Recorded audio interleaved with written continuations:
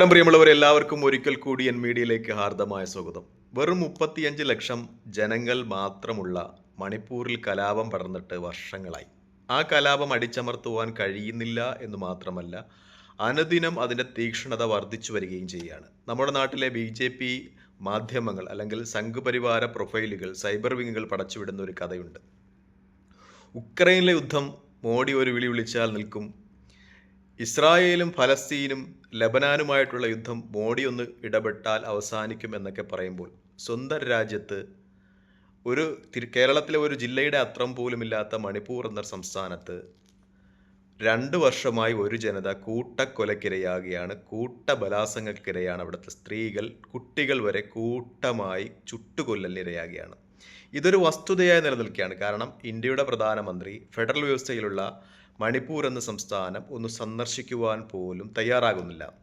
കേരളത്തിലെ ക്രിസംഗികൾ BJPക്കാരെ ആശ്വസിപ്പിക്കുവാൻ വേണ്ടി, അല്ലെങ്കിൽ അവരുടെയൊക്കെ എന്തെങ്കിലുമൊക്കെ കിട്ടുവാൻ വേണ്ടി, ഇത് ഗോത്ര കലാപങ്ങൾ അല്ലെങ്കിൽ 2 ഗോത്രവർഗ്ഗങ്ങൾ തമ്മിലുള്ള പോരാട്ടങ്ങളാണ് എന്ന് പറയുമെങ്കിലും അതിൽ അന്തർലീനമായ കുറേ സത്യങ്ങളുണ്ട്, അതിൽ അന്തർലീനമായ കുറേ അസത്യങ്ങളുമുണ്ട്. കാരണം ഇത് ഒരിക്കലും ഗോത്ര വിഭാഗങ്ങൾ തമ്മിലുള്ള പോരാട്ടം എന്നതിലപ്പുറം വനവാസി കല്യാൺ എന്ന് പറയുന്ന RSSൻ്റെ സംഘടന ഒരു ക്രൈസ്തവ മതത്തിലേക്ക് പരിവർത്തനം ചെയ്തപ്പെട്ട ആളുകളെ തിരിച്ച് ഹിന്ദു മതത്തിലേക്ക് എത്തിക്കുവാൻ രാജ്യത്തിൻ്റെ വിവിധ ഭാഗങ്ങൾ നടത്തുന്ന ശ്രമങ്ങളുടെ ഫലമായി ഉണ്ടാകുന്ന കലാപങ്ങളിൽ ഒന്നുകൂടിയാണ് ഇത് എന്ന് നമുക്ക് ചേർത്ത് വായിക്കാം. കാരണം ഇത് പറയുവാൻ കാരണം, മേത്തി വിഭാഗത്തിൻ്റെ ഏറ്റവും തീവ്ര വിഭാഗമായ മേത്തി ലീപൂൺ എന്ന സംഘടനയാണ് ഈ മണിപ്പൂരിൽ കലാപങ്ങൾക്ക് നേതൃത്വം കൊടുക്കുന്നത്. കാരണം അവിടുത്തെ മേത്തി, കുക്കി എന്നീ 2 വിഭാഗങ്ങൾ തമ്മിലാണല്ലോ കലാപം. ഈ മേത്തി വിഭാഗങ്ങൾ കൂടുതലും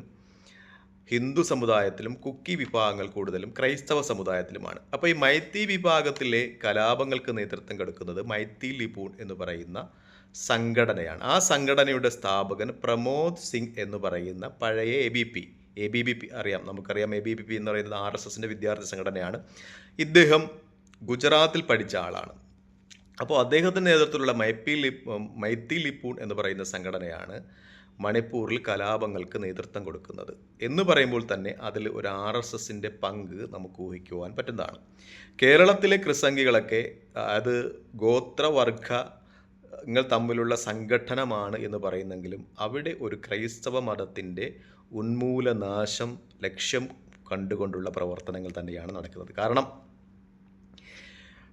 ഇന്ത്യയുടെ പ്രധാനമന്ത്രി ഒരിക്കൽ പോലും ആ സ്ഥലം സന്ദർശിക്കുന്നതിന് തയ്യാറാകുന്നില്ല എന്ന് വ്യക്തമാകുമ്പോൾ ആ സ്ഥലത്തെ കലാപത്തിലേക്ക് വഴുതിവിടുവാൻ സഹായിക്കുന്നു എന്ന് തന്നെയാണ് വ്യക്തമാകുന്നത്. പ്രത്യേകിച്ചും ആ സംസ്ഥാനം ഭരിക്കുന്ന BJP, അതിൻ്റെ മുഖ്യമന്ത്രി ബിരേൻ സിംഗ്, അദ്ദേഹം ഉദ്ദേശിക്കുന്ന ഒരു കാര്യമുണ്ട്. കാരണം മേത്തി വിഭാഗം അഥവാ മേത്തി ഹിന്ദുക്കൾ മെജോറിറ്റി ആയിട്ടുള്ള മേത്തി വിഭാഗത്തിനാണ് കൂടുതൽ MLA-മാരെ വിജയിക്കുവാൻ കഴിയുന്ന ശക്തിയുള്ളത്.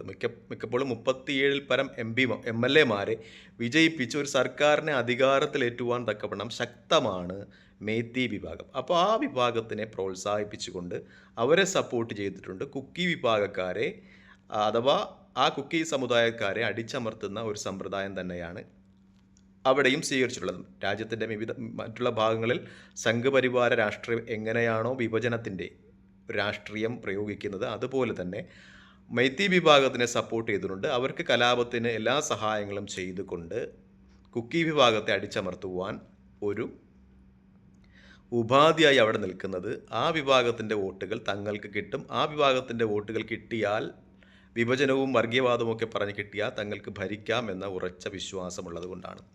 2 ഇവിടെ ക്രിസംഗികൾ പറയുന്ന ഒരു കാര്യമുണ്ട്. മേത്തി വിഭാഗവും കുക്കി വിഭാഗവും തമ്മിലുള്ള കലാപമാണിത്, മറിച്ച് ക്രിസ്തു മതത്തിൻ്റെ പേരുള്ള അക്രമമല്ല എന്ന് പറയുമ്പോൾ മേത്തി വിഭാഗത്തിലും കുക്കി വിഭാഗത്തിലും ക്രിസ്ത്യാനികളുണ്ട്. മേത്തി വിഭാഗത്തിൽ അധികവും ഹിന്ദുക്കളാണ്, കുക്കി വിഭാഗത്തിൽ അധികവും ക്രിസ്ത്യാനികളാണ്. പക്ഷേ മേത്തി വിഭാഗത്തിൽ കുറച്ച് ക്രിസ്ത്യാനികളുണ്ട്. അവർ ആരാധിക്കുന്ന ആരാധനാലയങ്ങൾക്കു നേരെയും അക്രമം നടന്നിട്ടുണ്ട്. അവരുടെ ആളുകളും റേപ്പ് ചെയ്യപ്പെടുകയും കൊല ചെയ്യപ്പെടുകയും ഒക്കെ ചെയ്തിട്ടുണ്ട്. അപ്പോൾ അതിൽ നിന്ന് വ്യക്തമാകുന്നത് ഇത്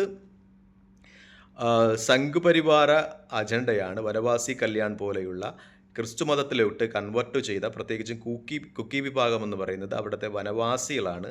അവരെയാണ് ക്രിസ്തു മതത്തിലോട്ട് കൺവേർട്ട് ചെയ്തിരിക്കുന്നത്. അവർക്കെതിരെയുള്ള ശക്തമായ ഒരു സമരമാണ്, ഒരു അക്രമമാണ്. രാജ്യത്തിൻ്റെ വിവിധ ഭാഗങ്ങളിൽ വനവാസി കല്യാണം നമുക്കറിയാം. മിക്കപ്പോഴും മിഷനറി പ്രവർത്തനം കൊണ്ട് ക്രിസ്തു മതത്തിലോട്ട് മാറിയ ആളുകളെ നിർബന്ധമായി തിരിച്ച് സനാതന ധർമ്മത്തിലേക്ക് എത്തിക്കുക എന്നതാണ് അവരുടെ കടമയായി അവർ കാണുന്നത്. അത് മിക്കപ്പോഴും കലാപത്തിൻ്റെ രൂപത്തിലേക്ക് മാറുന്നുണ്ട്.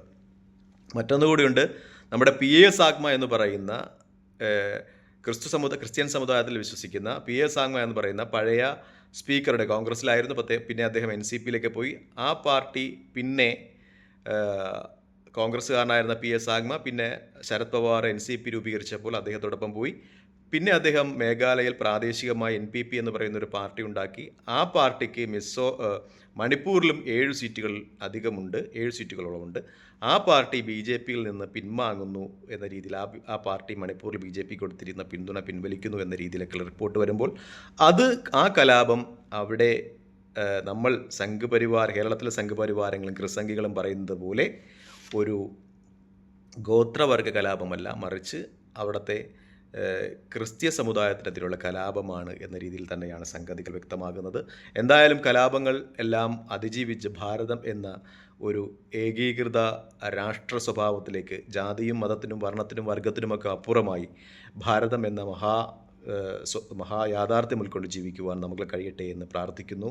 നന്ദി, നമസ്കാരം ചെയ്യുന്നു. മറ്റൊരു വീഡിയോയുമായി കാണുന്നതുവരെ പ്രാർത്ഥനയിൽ ഉൾപ്പെടുത്തുക. ജയ് ഹിന്ദ്. വീഡിയോ ഇഷ്ടപ്പെടുന്നുണ്ടെങ്കിൽ ലൈക്ക് ചെയ്യുക, ഷെയർ ചെയ്യുക, കമൻറ്റ് ചെയ്യുക. ജയ് ഹിന്ദ്.